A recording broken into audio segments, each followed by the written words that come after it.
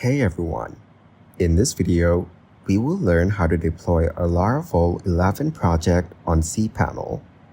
First, zip your Laravel 11 project, excluding vendor and node underscore modules for a clean upload. Next, upload the zip to Cpanel. Extract it outside public underscore HTML using File Manager. Now, move the public folder's content into public underscore HTML, not the folder itself. Edit index.php paths in public underscore HTML to point to the correct Laravel-based directories.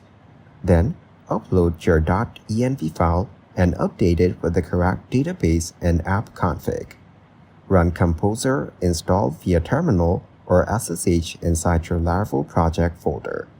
After that, import your database using php-myadmin, matching the credentials in .env. Set writable permissions for storage / and bootstrap / cache folders. Then, visit your site, test routes, and confirm Laravel 11 is working on your panel host. Thanks for watching. Don't forget to like and subscribe to see more content like this.